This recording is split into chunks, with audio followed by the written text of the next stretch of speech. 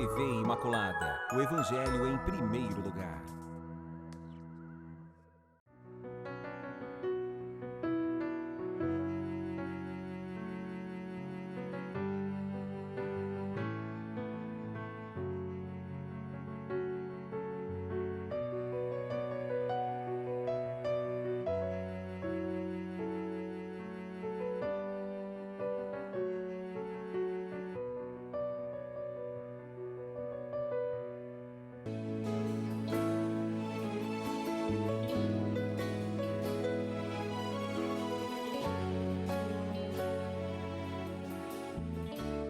Olá, programa Respostas está aqui de volta junto com vocês que estão aí na sintonia. Nossa saudação carinhosa a todos vocês que acompanham esse programa.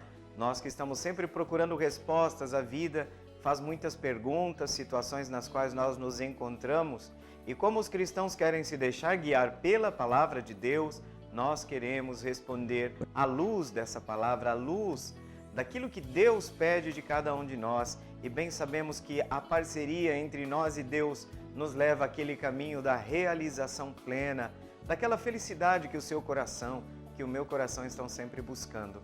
O programa Respostas acontece nesse canal de televisão, de evangelização. Também sabemos que muitos de vocês nos acompanham também pela internet. Que bom, muito bom a sua companhia. E lembremos que nós interagimos nesse programa. Você pode enviar suas perguntas. Não fique tímido ao fazer essas perguntas, porque sua pergunta pode ser a pergunta de muitos. E a gente está sempre tentando responder. Pode demorar um pouquinho, mas a gente nunca deixa de responder as perguntas que nos chegam. Como é costume nesse primeiro momento do nosso bloco, desse primeiro bloco, nós vamos conhecer um texto que vai ajudar a nos fazer, do qual nós partimos para fazer uma reflexão. Esse texto tem falado nos programas que a gente tem apresentado, tem falado exatamente do mistério da igreja. O que é essa comunidade de salvação que Jesus Cristo começou e deu seu início, e como essa comunidade de salvação se exprime a partir da sua missão, a partir da sua identidade. Então, desta comunidade dos discípulos de Jesus, sobre esta comunidade, que um documento do Concílio Vaticano II está refletiu nesse concílio. E nós já estamos quase terminando esse documento, mas ele é muito importante. Por quê? Por que a gente faz a leitura? Por quê? Porque partimos desta leitura, daquilo que é o texto do Concílio Vaticano II, ou seja, o programa Respostas apresenta para você a fonte desse texto. Um texto que para nós, de certa forma, é iluminador, serve de orientação, é um texto normativo.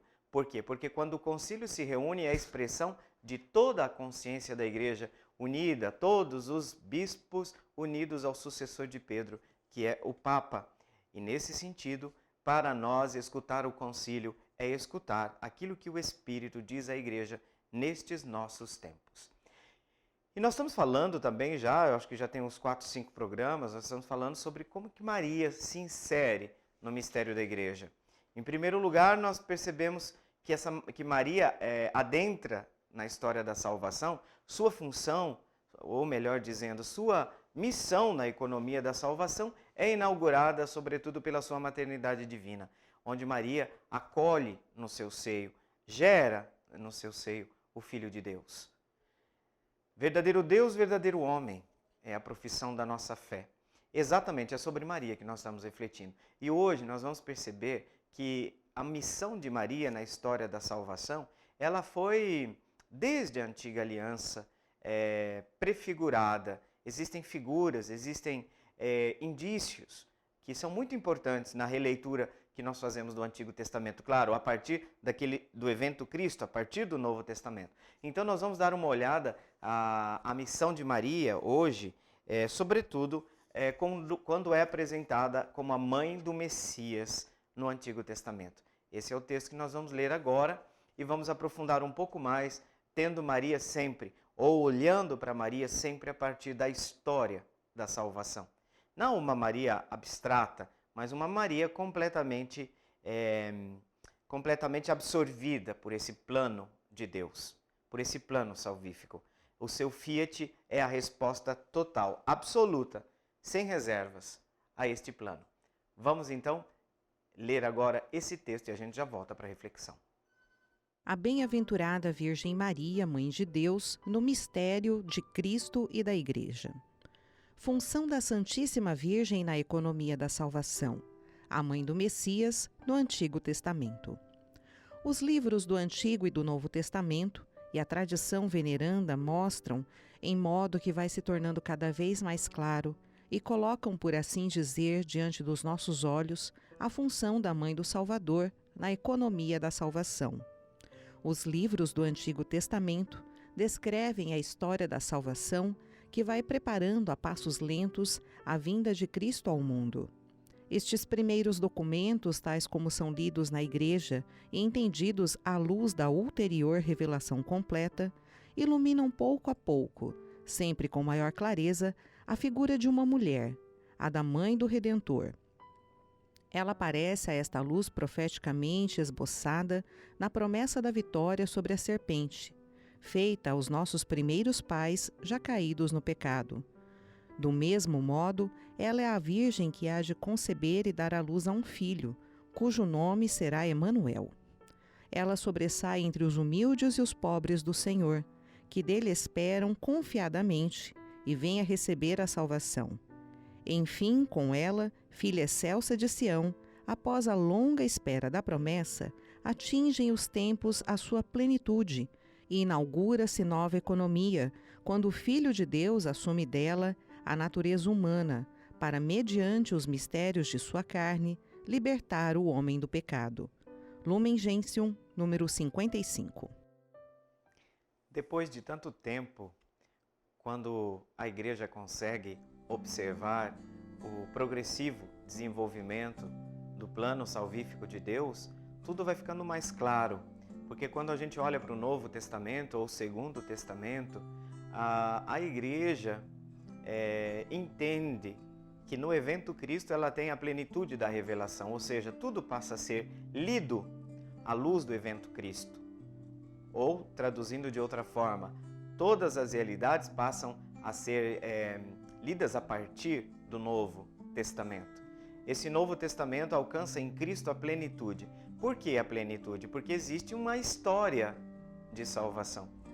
Existe um progressivo caminhar de Deus na história com seu povo, e esse caminhar progressivo vai culminar com Cristo. Tanto que a gente costuma dizer que Cristo é a plenitude da revelação. Todos os mistérios da fé cristã são lidos, relidos, reinterpretados a partir do evento Cristo. E nesse sentido a gente percebe uma divina pedagogia de Deus, que desde o Antigo Testamento, já desde os profetas, vai criando uma atmosfera que vai preparando a vinda do Filho de Deus.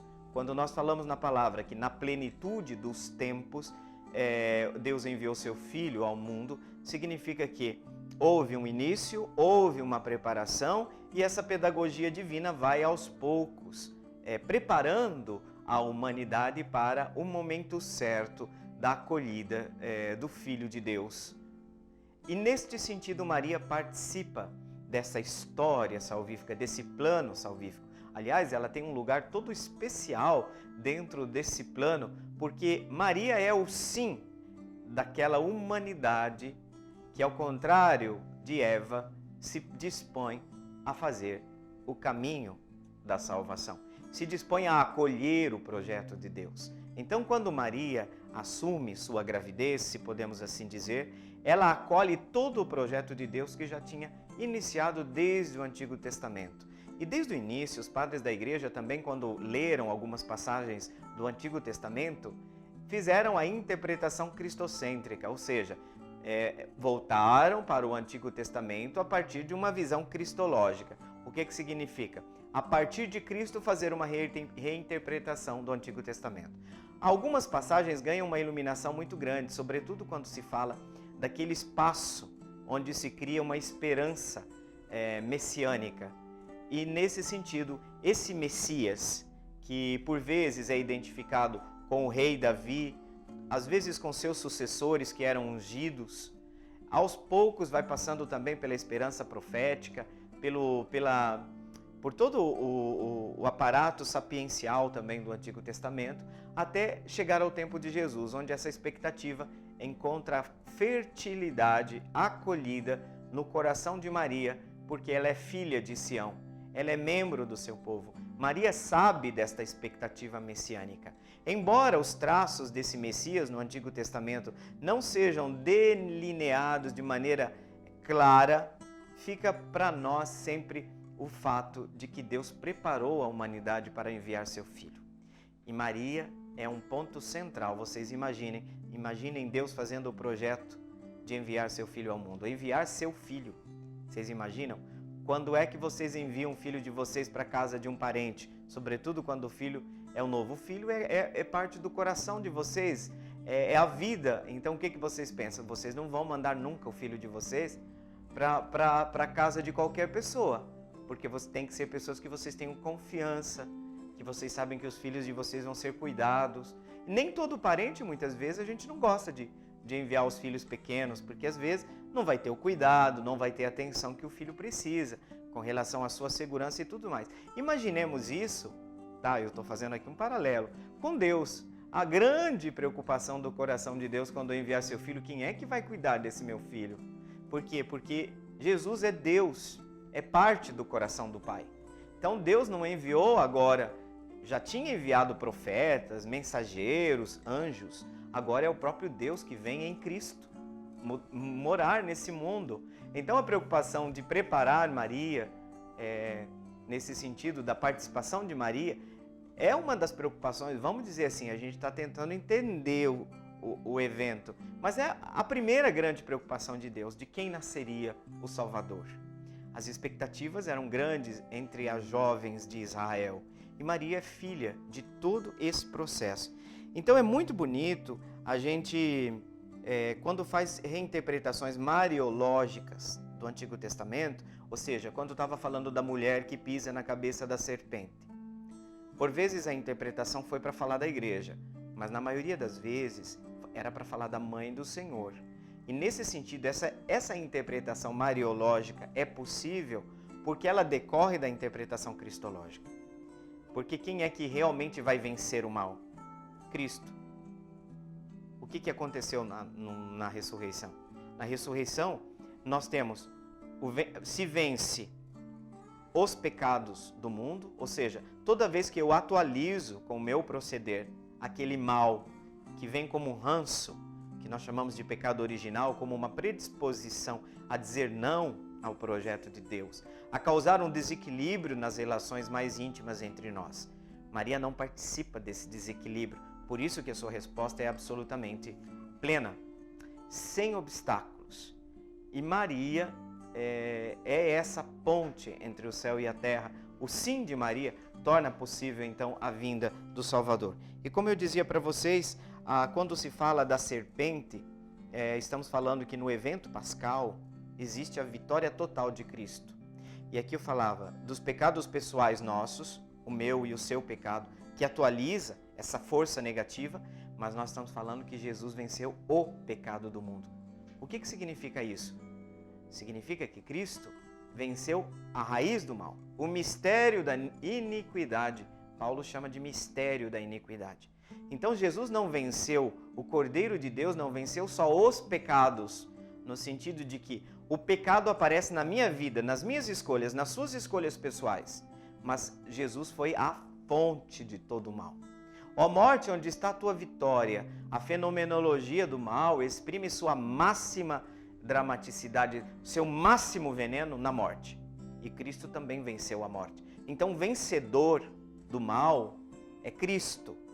Mas a passagem da mulher que pisa na cabeça da serpente é exatamente porque Maria, como representante da humanidade, é aquela que não cai na cilada da serpente.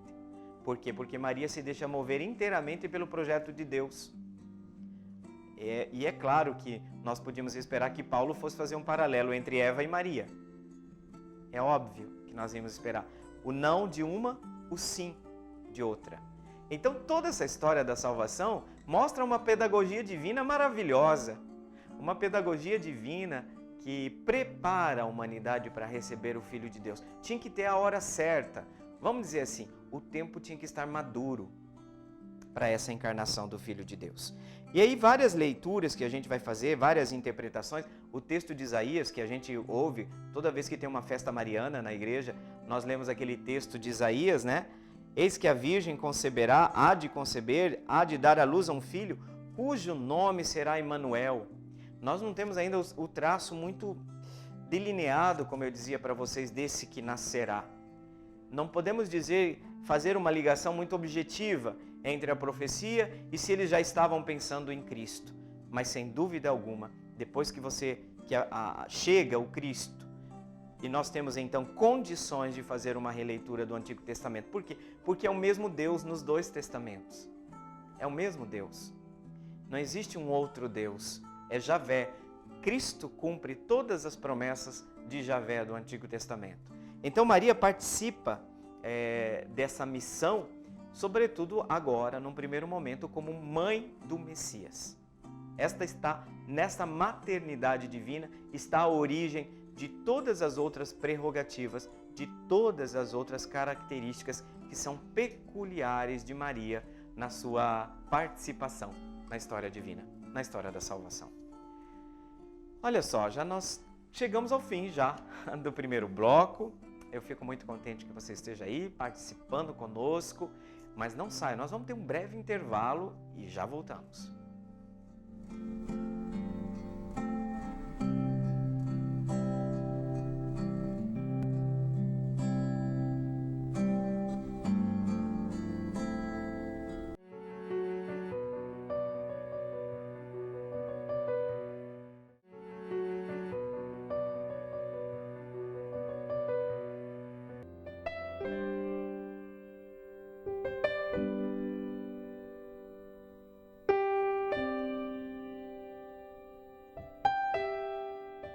Muito bem, voltamos. Eu também estava aqui esperando vocês e nós já estamos disponibilizando aí os números de telefone que você pode mandar a sua pergunta, pode mandar pelo telefone, pode mandar também inclusive pelo WhatsApp que está aí para vocês. Vamos participar, trazer sua pergunta e nós vamos começar nosso bloco já trabalhando aqui, porque o tempo urge, como diz o texto, como diz a frase conhecida, o tempo corre. Muito bem, vamos começar pela pergunta. Essa pessoa ela não se identificou, tá? Mas essa pergunta é uma pergunta recorrente, embora eu tenha ouvido ela de outras formas, abordando por outros aspectos, mas volta e meia isso aqui aparece. Padre, o que é a CNBB? Por que ela é tão atacada por alguns católicos? Eu agradeço a sua pergunta e eu penso que ela seja muito oportuna. Muito oportuna porque estamos participando de um fenômeno novo. O contexto político partidário brasileiro ele se acirrou muito e com isso nós temos mesclados elementos de religiosidade e elementos partidários que levaram a uma polarização terrível, inclusive que afetou as nossas comunidades e os nossos irmãos católicos. Nesse sentido, olhando a página da CNBB com relação, eu acompanho sobretudo as notícias no Facebook, mais pelo Facebook. E quando a gente vai ler os comentários, a gente tem que estar com o estômago preparado. O estômago tem que estar bem preparado. Por quê? Porque de fato, você que mandou essa pergunta, percebe isso. Você deve ter ouvido um monte de coisas, de acusações, mas vejam que interessante. Essas acusações partem sempre de um mesmo grupo, com uma mesma mentalidade, com uma mesma ideologia. Por quê? Porque elas já se tornaram repetitivas. Elas são repetitivas. Então, quando uma pessoa vem com esse tipo de crítica, e o teor da crítica? O que me escandaliza? É o teor da crítica. Porque são pessoas que a gente considera realmente pessoas equilibradas. Não, mas você vê ali a acidez, a raiva com que exprimem o teor das respostas. Eu volta e meia, gosto de briga mesmo, já falei, me atrevo a entrar ali, olha, de vez em quando escapa minha mãe. Ofensas assim, por quê? Porque para nós se tornou comum. O novo politicamente correto é dizer palavrão. O novo politicamente correto. O nível é baixíssimo. Então a primeira resposta que eu daria é: procura conhecer a partir daquilo que ela é. Procura conhecer a Conferência Episcopal pela Conferência Episcopal. Entendeu? Não pela visão de grupos. Porque muita gente que nunca lembrava de CNBB, nem que existia, agora tudo que a CNBB posta estão lá, malhando, descendo a lenha. Então a gente precisa, em primeiro lugar, buscar conhecer a nossa igreja. Suas estruturas, como surge, por que surge. Por exemplo, a CNBB nasceu em outubro de 1952. Veja, foi no Rio de Janeiro, 1952. Olha só, quantos anos que existe a Conferência Episcopal Brasileira. E como ela nasce no período, vejam, o Concílio Vaticano II está sendo realizado de 63 a 65, nasceu antes. Mas o Concílio Vaticano II também colocou, inclusive está no direito canônico, para dizer que não é uma invenção nossa, o papel das conferências episcopais que reúnem bispos de uma determinada região geográfica com características culturais semelhantes. Então nós temos uma conferência episcopal brasileira, nós temos uma conferência episcopal colombiana, uma conferência episcopal italiana, a própria Itália tem uma conferência episcopal. Todos os países praticamente possuem uma conferência episcopal. O que reúne essa conferência? O nome já diz, episcopal vem de episcopo, bispo. É uma conferência que reúne os bispos de determinada região, de determinado país, e eles estão unidos pelos laços de recíproca comunhão.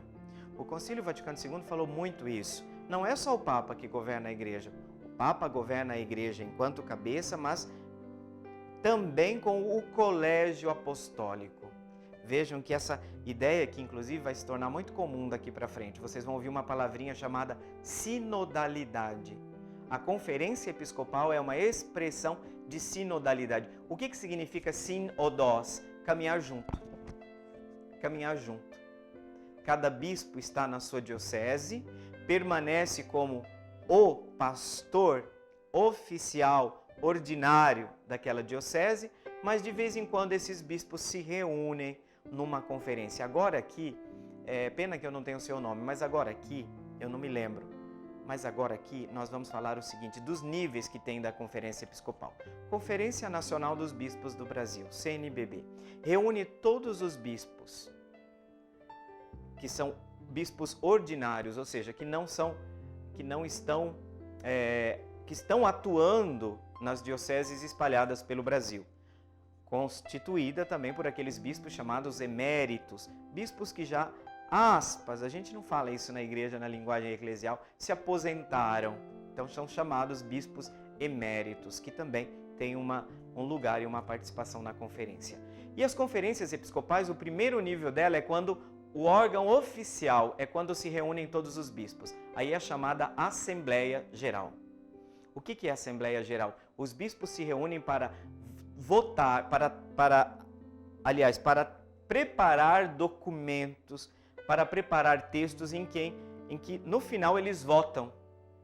E aí o bispo, quando chega na diocese, sabe, porque ele já participou lá, e lá ele votou assim, e lá ele se sentiu parte da comunhão. Não é uma camisa de força para quando o bispo chega na diocese, mas o bispo que vai e o bispo que está na diocese é o mesmo, não tem uma esquizofrenia.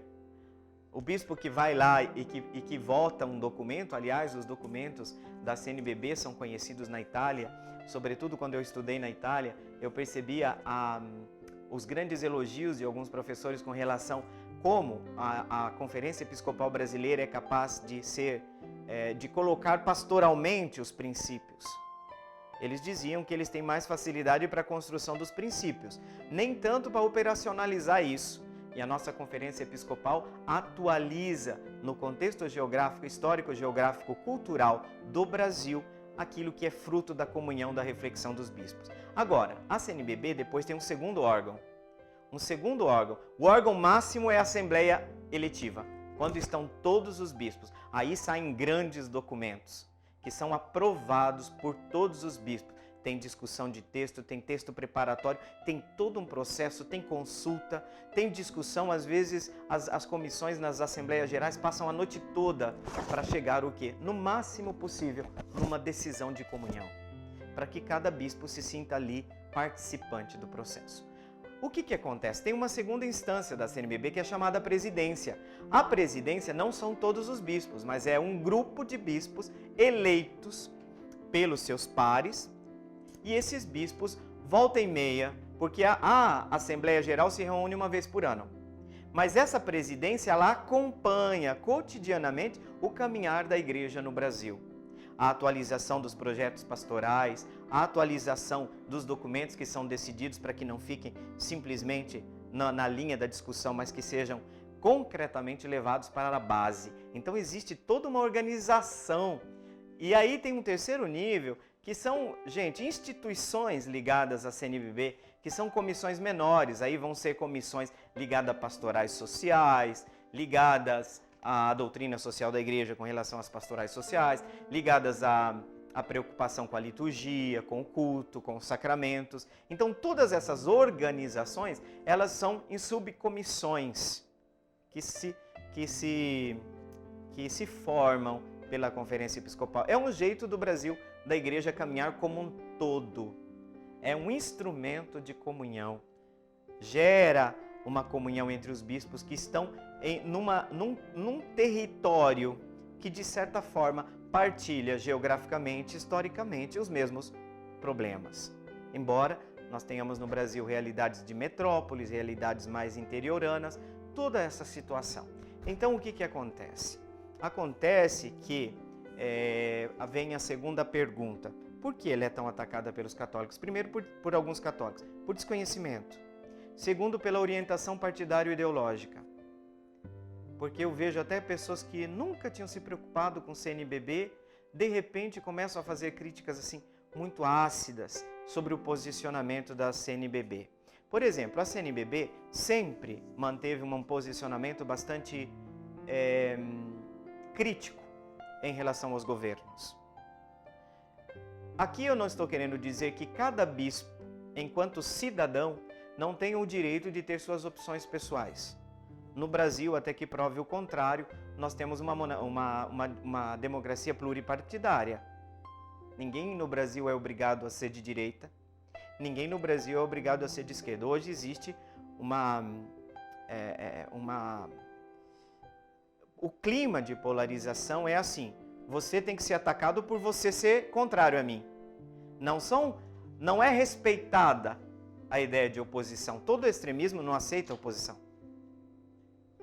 Mas os católicos têm total direito de ser de linhas mais à esquerda, linhas mais à direita. Isso é absolutamente normal no sistema pluripartidário.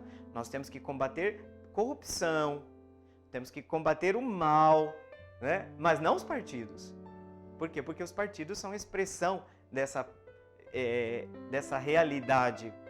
Então o que acontece? Acontece que o bispo, enquanto pessoa e enquanto cidadão, tem seus posicionamentos, tem seu pronunciamento. Mas enquanto bispos reunidos, a Igreja do Brasil sempre manteve, desde que eu me conheço por gente, uma isonomia, uma autonomia. É uma das instituições mais respeitadas deste país.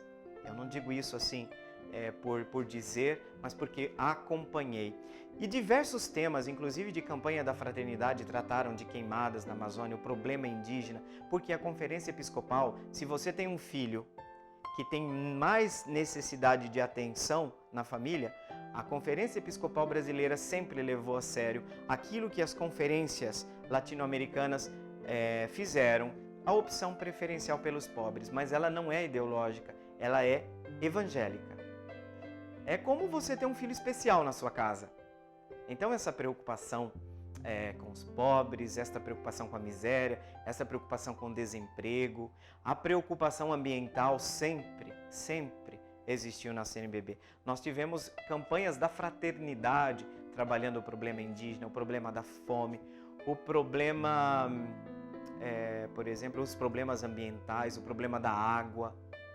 Tudo isso foram tratados nesses temas. Por quê? Porque a igreja tem uma doutrina social, ou seja, é a repercussão do evangelho na vida secular. De certa forma, a doutrina social é a repercussão do evangelho na política, a repercussão do evangelho na visão de comunidade, de democracia, de governo. Então, os cristãos, a CNBB, trabalha sempre na linha da orientação. Jamais, como CNBB, fizeram opções partidárias. Jamais. Isso são calúnias, são youtubers e são pessoas profundamente preparadas para criar a junção de vários vídeos com meias verdades para vender uma grande mentira.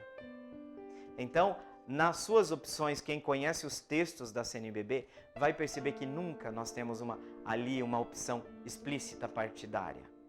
Agora, claro, cada um vai ler as decisões da CNBB a partir da sua ética. A CNBB sempre foi contra, no nosso contexto, aquele mercantilismo exagerado, aquela busca pelo financeiro, o descuidar, a falta de cuidado com a criação. A CNBB sempre foi intransigente em relação a alguns temas. E nesse sentido, as pessoas têm desconhecendo a história. Infelizmente, muitos católicos ficam somente com a informação do seu grupo de WhatsApp, do seu grupo político partidário. Então, nós temos que pedir uma coisa muito básica, que qualquer pessoa de índole conservadora deveria ter: respeito. Respeito. Ali estão os nossos bispos, a instância máxima eu falei para vocês, a Assembleia Geral, todos estão reunidos, deliberam todos juntos, existem inúmeras emendas que são feitas, cada bispo pode se pronunciar, pode pegar o microfone, é tudo muito mais, o sistema de comunhão é muito mais participativo.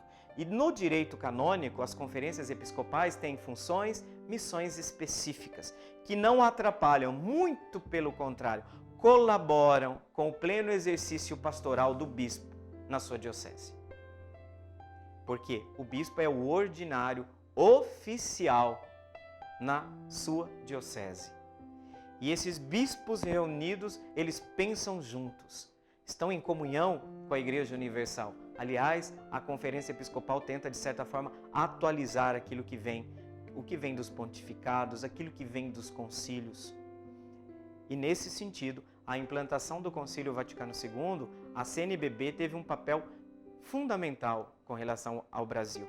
Temos ainda um longo caminho a percorrer? Com certeza, nós temos. Temos um longo caminho a percorrer. Mas, até como igreja, eu penso que nós temos muito que crescer ainda, a questão dos laços de comunhão. Mas ver filhos da igreja falando mal, com total desconhecimento e a partir de uma orientação ideológica, eu não me calo.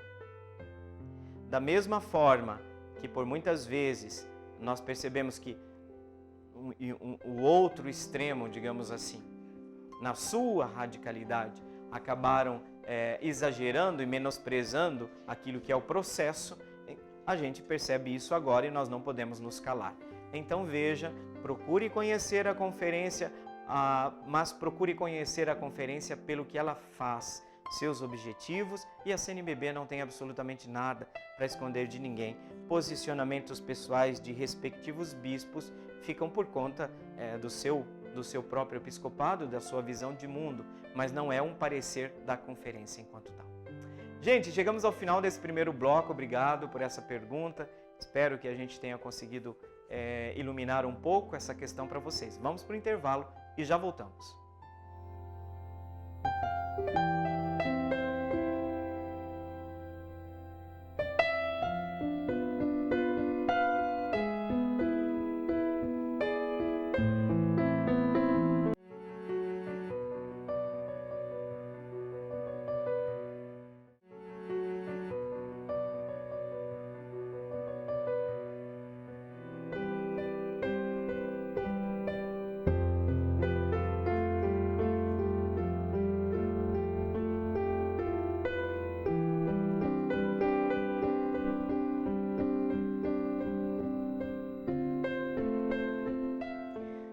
bem depois de vermos essa belíssima imagem de Maria, Nossa Senhora das Graças.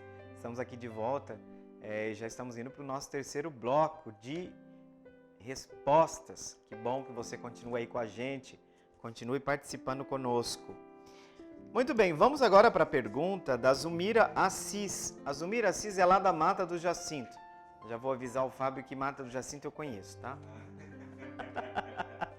Mata do Jacinto eu conheço, gente boa. Muito bem, eu sei ali onde é a região. A pergunta da Zumira, obrigado Zumira pela sua participação. Qual caminho podemos seguir para sermos mais santos? Aí ela escreve depois, adoro o seu programa, Padre Adriano. Ô Zumira, obrigado, que bom que você gosta do nosso programa. Fico feliz com isso. E estamos aqui à disposição. Gostei muito da sua pergunta, porque a sua pergunta, ela nos dá a possibilidade de trabalhar diversos enfoques. Primeiro, o que nós entendemos por ser santo? Isso é importante, Zumira. O que você entende por ser santo? A palavra de Deus, eu vou partir essa resposta da palavra de Deus. Sede santos. Então existe. O sede, o verbo está no imperativo. Sede santos. Agora a sequência desse texto bíblico. Como vosso Pai Celeste é santo. Como Deus é santo. Então veja que nós temos um modelo de santidade. Nós temos a origem. Aliás, no nosso Glória, nós cantamos todo domingo, toda a reunião dominical, toda a nossa assembleia eucarística dominical. Só vós sois o santo. Só vós sois o santo. Também nós chamamos de santos aqueles irmãos que resplandecem a santidade de Deus pelo testemunho de vida, pela heroicidade das suas virtudes, pelo modo profundo com que viveram o Evangelho e a comunhão com Deus. Paulo já se dirigia a muitos membros das cartas, das epístolas que ele escrevia aos santos. E nesse sentido, nós podemos dizer em primeiro lugar que santidade é uma característica, é uma prerrogativa, um elemento constitutivo da essência de Deus. Como Deus é santo? Como Deus é santo, nós olhamos sobretudo para aquele Deus, Filho de Deus, que se encarnou e passou por esse mundo fazendo o bem. Passou por esse mundo anunciando a boa notícia. Passou por este mundo nos salvando, nos reconstruindo, resgatando-nos da nossa condição de morte, da nossa condição de pecado. Então, aqui nós estamos diante do modelo de santidade de Cristo, Jesus Cristo. E como Jesus agiu? Agiu claramente contra o pecado. Agiu misericordiosamente, sempre com o pecador. Então, ser santo é ser capaz de viver na correspondência, por um lado, da ação da graça, a ação de santificação que o Espírito realiza na igreja e nos seus membros. Então, a santidade é um movimento divino, num primeiro momento, porque é um movimento de conformação a Deus. E como Cristo é a imagem de Deus, segundo Paulo, nossa conformação, Zumira, ou nossa santificação acontece enquanto cristificação. Não sei se você já percebeu, Zumira, se você participou de outro programa com a gente, eu sempre uso esse termo cristificação. Desde o batismo começou em nós um processo gradativo que vai culminar com aquele até que Deus seja tudo em todos de Paulo. A realidade escatológica. Aí nós já estamos inseridos na dimensão de plena comunhão com Deus. E como acontece no caminho? Acontece um caminho de progressiva adesão a esta comunhão, até ela se tornar plena na realidade escatológica. Então veja que santidade é um processo, é um caminho. Porque, por um lado, nós somos atraídos a essa comunhão com Deus. Por outro lado, a nossa condição adâmica continua ali, segurando o processo. E aí, nós vamos assim nessa dupla dinâmica entre a atração do mistério de Deus e a sua comunhão, E quanto mais nós nos aproximamos de Deus, mais nós nos tornamos santos, mais nós refletimos a bondade, o amor, a caridade, a bondade de Deus. Quanto menos nós colaboramos com a ação dessa graça, mais nós nos afastamos desta comunhão, logo menos santos nos tornamos. Então, a primeira coisa que a gente tem que fazer, Zumir, é tirar da cabeça a ideia mágica de santidade. A gente vê o santo lá no altar, né, gente? Nossa, que lindo ele está lá no altar. Mas a gente não sabe o caminho que essa pessoa fez. E atenção, afastem o conceito de santidade e de perfeccionismo, que é perigoso. O idealismo exagerado torna-nos desanimados diante da possibilidade de ser santo. Por quê? Porque o convite à santidade é para todos. Mas aí você olha um ideal de santidade e você fala, olha, se eu fosse um anjo, talvez eu tentaria viver isso aí, mas isso aí não é nada para mim. Não, muito pelo contrário. A santidade é para você. Para você que está me assistindo agora. O que significa ser santo? Entrar na comunhão de Deus. Entrar na vida plena. E todos nós queremos isso. Ninguém de nós quer ficar para sempre num túmulo, submetido à força de uma morte que nos aniquilou completamente. A gente quer a vida. A gente quer essa plenitude.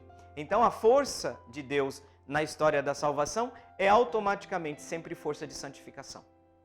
E é como eu falei para vocês, Zumira, olhar o Evangelho, viver o Evangelho, olhar para Cristo, olhar para o testemunho daqueles que o seguiram, dos santos, e construir essa comunhão dos santos, que um dia chegará à plenitude quando nós nos apresentaremos diante do Altíssimo, onde nós já viveremos na dimensão de plena santidade, de plena comunhão com a santidade de Deus. Então, santidade nós temos que limpar a ideia de santidade, em primeiro lugar. Porque em alguns grupos na igreja, santidade é uma santidade muito piegas. É como se fosse o termo rato de igreja, de sacristia, mais ou menos. Não é olhinho virado para cima e mãozinha postas que marca simplesmente um caminho de santidade. É uma vida. O evangelho do final de semana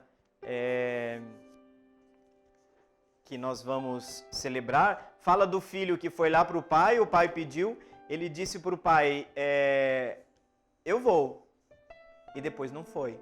O outro filho disse para o pai, não vou, e depois foi. Ou seja, aqui nós estamos jogando com a contradição e o arrependimento. Só que teve um que se deu conta da sua contradição. A sinceridade. Então, o processo de santificação é um processo de vivência do Evangelho, de vivência das virtudes, a fé, a esperança, a caridade. Então, minha santa, é tudo aquilo que me aproxima de Deus, me aproxima da sua bondade, me aproxima de forma misericordiosa de quem caiu, de quem errou, de quem não é tão santo como eu acho que seria. Por quê? Porque toda pessoa que cai, nós deveríamos ser um convite ao retorno para o caminho. Esse é o santo. Você nunca vê o santo acabando com as pessoas, se sentindo melhor do que os outros, moralmente. Eles invocam sempre a misericórdia de Deus, porque santo errou. Os santos erraram? Sim. Santos pecaram? Sim. Os santos pecaram. Tanto que eu gosto da ideia de um céu que está repleto de amigos íntimos de Deus, mas de que são todos eles pecadores perdoados. Com exceção da Virgem Maria, Zumira, todos os santos que estão no céu são também pecadores que experimentaram a misericórdia de Deus. Porque quando eles eram capazes de olhar para dentro deles mesmos, eles viam uma tal diferença, um tal abismo entre eles e a proposta de Deus. Eu falo que quando se comenta sobre a noite escura da vida dos santos, vocês já ouviram falar? É quando o santo se dá conta também, pode ser visto por esse aspecto. Ele se dá conta da distância entre a própria vida e a proposta divina, a proposta de Deus. Então, caminho de santificação é caminho de integração humana, é uma integração que me faz ser melhor para os outros, melhor para mim mesmo, restabelecer a harmonia com os outros, com a humanidade. E não vamos confundir santidade com religiosidade. Tem muita gente que é muito religiosa, mas não conseguiu viver a experiência de santificação. Por quê? Porque às vezes caiu no estereótipo da prática religiosa. E a prática religiosa sincera, quando é sincera, ela nos santifica. Ela nos aproxima do coração de Deus. Então, eu lembro sempre isso. Procurai, sede santos, como o vosso Pai Celeste é santo. Veja, Zumira, que é fundamental o como. Como Deus é santo. Então, que você continue seu caminho. É um caminho com altos e baixos. Às vezes dá 2 passos para frente, 1 passo para frente, 2 para trás. Mas, luta. É suado, Zumira. Mas não desista, não desista. Esse é o projeto de Deus para todos nós. A nossa santificação, a nossa plena inserção no mistério da santidade de Deus, na plena comunhão com Ele e com Deus. E quem vive o amor, quem que é o santo? Quem vive o amor. Quem ama é necessariamente santo, porque conhece a Deus. Conhece a Deus porque a essência de Deus é amor. Tá bom? Muito bem, obrigado. Muito obrigado, Zumira, pela sua pergunta. E continue participando conosco. Valeu. Agora, depois da pergunta da Zumira, vamos para a pergunta do Otávio. Jardim... Ai, meu Deus do céu, aqui eu vou pedir ajuda para o nosso GPS humano, que é o Fábio. Fábio, Jardim das Meninas. Meu Deus, Paloma, eu nunca ouvi nem falar isso. Jardim das Meninas. Olha, vou falar uma coisa para vocês. Vocês precisavam ver a expressão do Fábio agora. Porque agora acho que nem o Fábio... Mas deve ter na cidade, né? Mas são tantos bairros, às vezes pequenos, tá? Mas, gente, uma saudação para todo mundo do Jardim das Meninas. Logo vão criar o Jardim dos Meninos, será? Ou já tem? Não sei. Otávio, obrigado pela sua pergunta. Gostei da sua pergunta. Olha o que o Otávio pergunta. Gostaria de saber sobre o momento da confissão. Eu tenho que contar realmente tudo, mesmo não tendo arrependimento? Atenção, o movimento da confissão, a confissão é um momento do processo de reconciliação com Deus. É o momento onde que eu vou contar. Ele é antecedido por um outro movimento. O movimento do coração, que tocado pela graça de Deus, leva-me a ter um desconforto pela minha vida distante de Deus. Porque eu rompi minha amizade com Deus. Então a primeira coisa que me deve levar ao sacramento da confissão o caminho passa necessariamente, Otávio, pelo arrependimento. O arrependimento, eu vou confessar tudo porque eu me encontro, eu como pessoa, feri o projeto que Deus tem para mim. Então é óbvio que eu vou com a consciência para o confessionário de que eu quero estar plenamente limpo diante de Deus. Que eu quero estar com o meu coração livre das amarras, daquelas consequências do pecado na minha vida. Então a gente vai para o confessionário com a intenção, sim, de contar todos aqueles pecados que eu considero importantes ao perceber que naquele momento eu, de maneira grave ou de maneira menos grave, rompi meu relacionamento com Deus, rompi meu relacionamento com o próximo, com a igreja. E hoje nós podemos falar também, gente, de rompimento com harmonia com o ambiente. Eu estou sonhando o dia que alguém venha confessar para mim que poluiu o rio, que botou fogo na queimada, porque isso é pecado mortal também, viu? Tá? É pecado também isso. Mas tá, isso não é parênteses. Otávio, o arrependimento ele é necessário. Agora, outra coisa que as pessoas têm preocupação. Nossa, eu tenho que dizer minuciosamente, você tem que dizer para o padre, para a igreja, através do seu ministro, porque é para a igreja também que você está confessando. O que você vai dizer? Todos aqueles pecados que você preparou na sua memória. Agora, pecados que eu fui preparado para contar e não lembrei. Eu fiquei nervoso, eu não consegui. A absolvição dos pecados inclui todos aqueles pecados que, embora não verbalizados, faziam parte do conteúdo da confissão e que foram involuntariamente esquecidos. Você não precisa se preocupar do branco. Deus não é um carrasco, gente. Todos aqueles pecados que está no pacote da sua confissão, mas que chegou na frente do padre, eu não verbalizei. Fica tranquilo que a graça de Deus vai lá dentro, sabe que no seu coração você iria contar. Mas contar não para satisfazer a curiosidade do padre, absolutamente. Porque a confissão é um momento do processo de reconciliação. E aqui você me permita, Otávio. Engasguei aqui. Aliás, o clima hoje, estou sentindo o clima tão seco.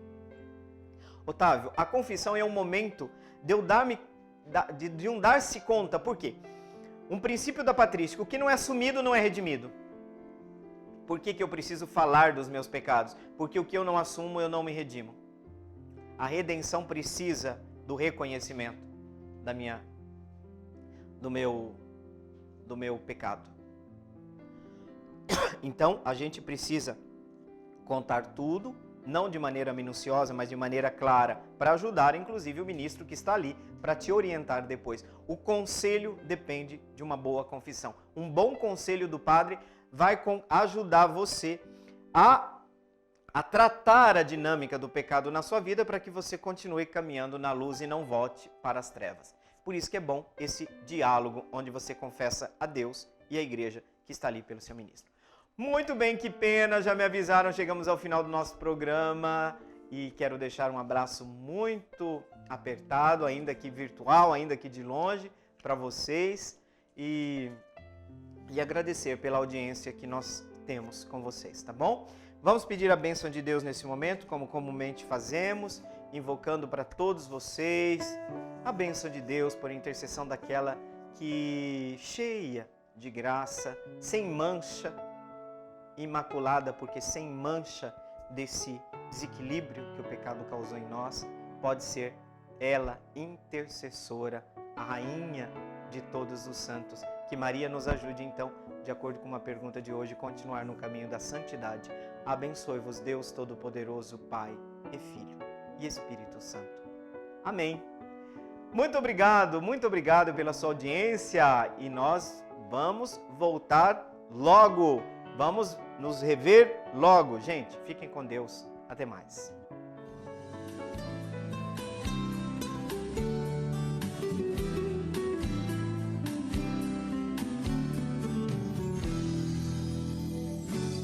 Meu coração é para ti, Senhor. Meu coração é para ti, Senhor. Meu coração é para ti.